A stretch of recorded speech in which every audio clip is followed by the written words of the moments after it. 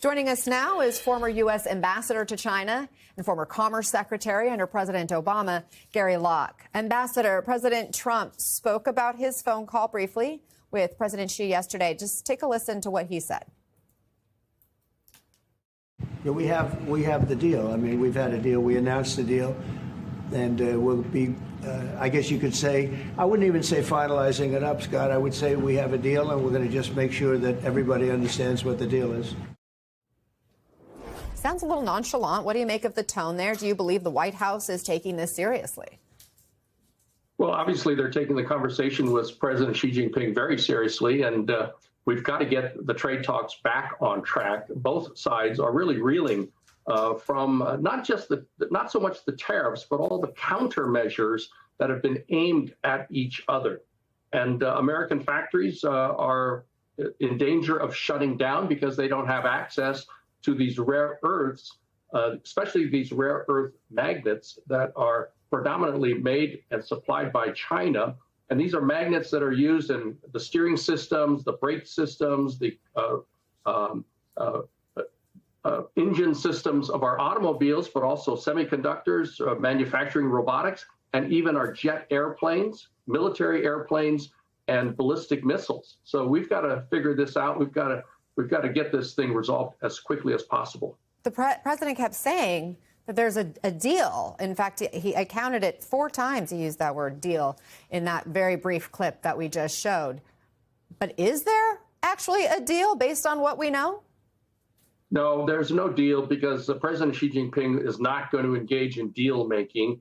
He'll perhaps say, yes, we'll address some of these issues. We will look at the applications for exports of these rare earth minerals to the United States. But China has imposed and set up a licensing system the same way that America has set up a licensing system on the export of what we consider key technologies around the world, and especially to China. China now is doing the same thing, saying that these rare earth minerals could be used for military purposes. In fact, they are used in our fighter jets and in our ballistic missiles. So China is saying, well, we've got to be sure how these rare earth minerals are going to be used. So he's going to say to the negotiators, you go figure this out, but make sure that China gets a fair deal. So I don't believe that there is a deal made just between the two presidents.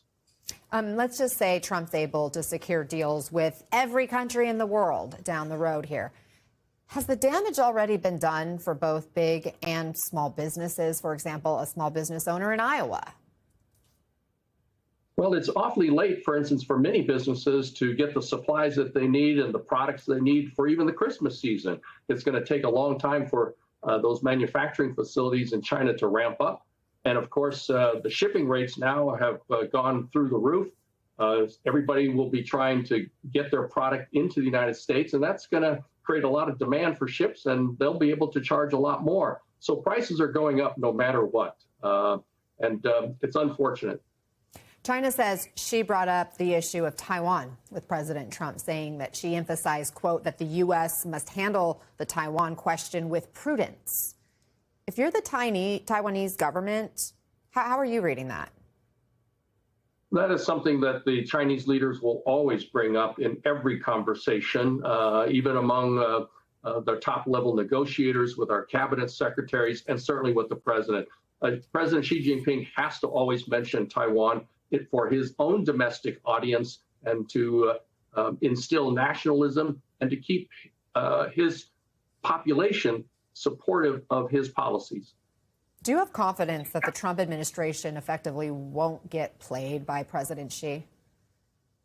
Well, I think the United States understands just how much leverage China has, especially using these rare earth minerals as a card.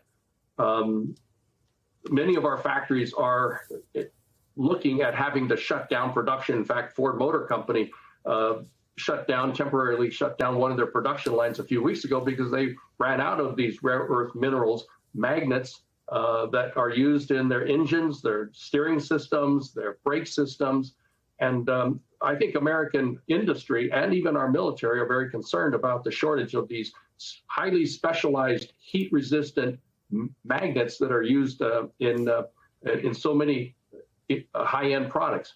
China, on the other hand, is concerned about the lack of orders with the tariffs. Manufacturing plants are shutting down or laying off people. And so China is worried about their own economy. So both sides have an incentive to really get back to the table and try to hammer something out. Ambassador Gary Locke, thank you very much for taking the time. I know it's still pretty early there on the West Coast, and it's a Friday to boot. So hope you have a great weekend. Thank you again.